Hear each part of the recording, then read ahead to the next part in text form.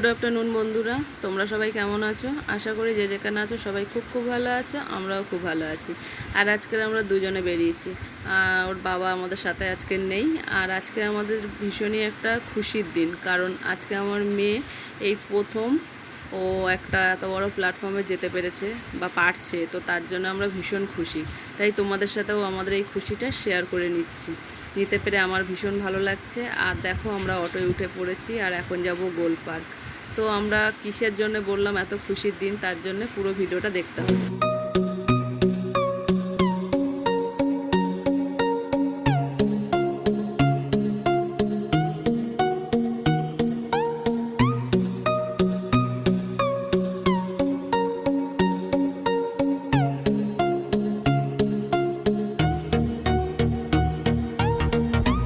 তো আমরা অটো থেকে নেমে গেছি, আবারও একটা অটো উঠবো মোটামুটি এই অটোতে উঠে একদম গোল পার্কে গেলাম। তারপরে তোমাদেরকে দেখাবো পুরো।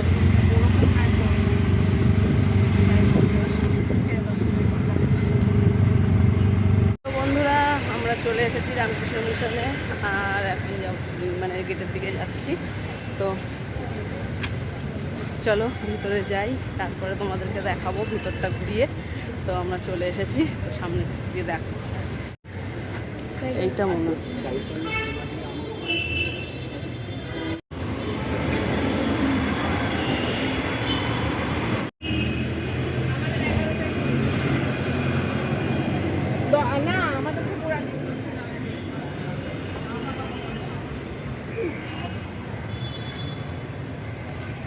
অবশেষে 2 নম্বর গেট খুঁজে পেয়েছি। আর এখন যাব ভিতরে।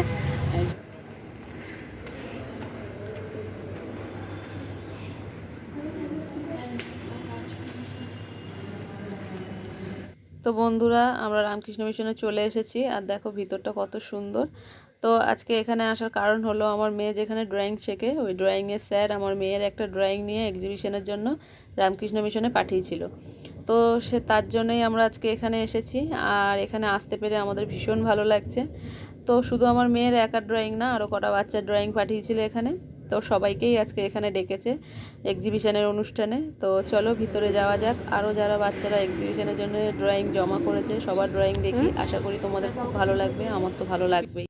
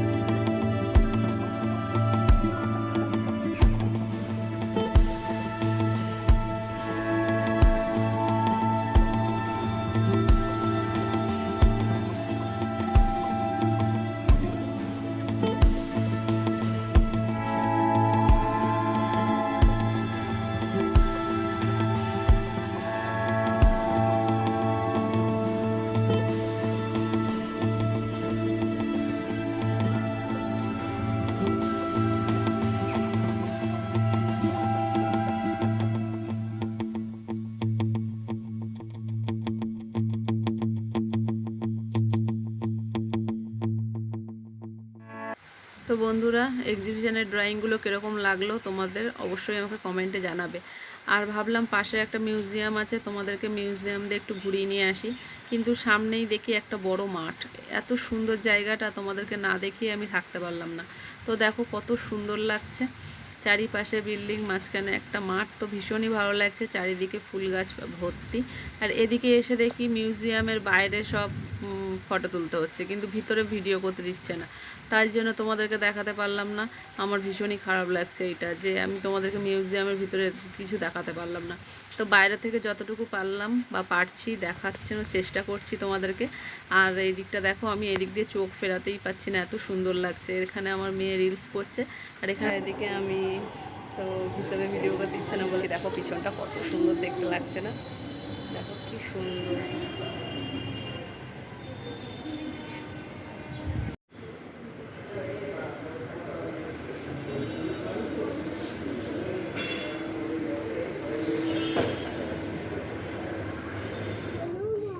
এটা কে কার মধ্যে ভুক্তভোগী হয়েছেন আমি জানি না। আমি তো প্রচুর পরিমাণে ভুক্তভোগী, যে আঁকা দিয়ে কিছু হয় না। কিন্তু আপনারা জানেন না, আঁকা দিয়ে প্রচুর কিছু হয়। স্বাভাবিক 4 বছর থেকে যে প্রদর্শিত হচ্ছে রামকৃষ্ণ মিশন এবং এত বড় একটি যে প্ল্যাটফর্ম, সেখানে বাচ্চাদের চরিত্রে এক্সিবিশনে দিতে পারছি, এটা আমার কাছে কিন্তু একটা বড় স্বপ্ন। এবং জিনিসটা ঘটেছে মাত্র 1 বছরের মধ্যে। 1 বছর আগে আমার চিত্রাঙ্গনের সোনু নস্কর স্যারের সাথে আলাপ, এবং আগের বছরই আমরা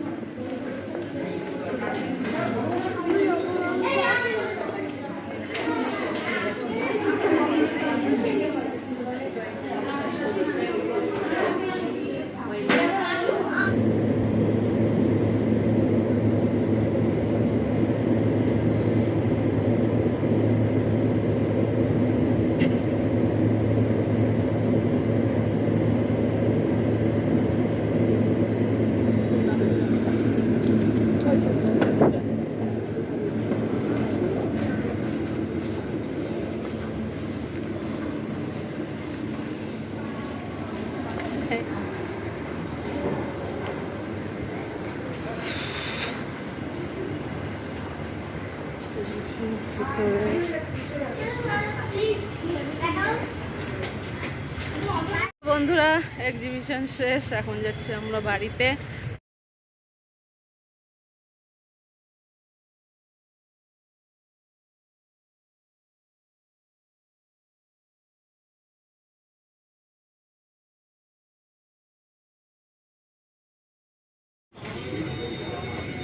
নাম কি যাই না, ওই যে ওরা দাঁড়িয়ে রয়েছে, আমাদের দিকে এখনো আসেনি।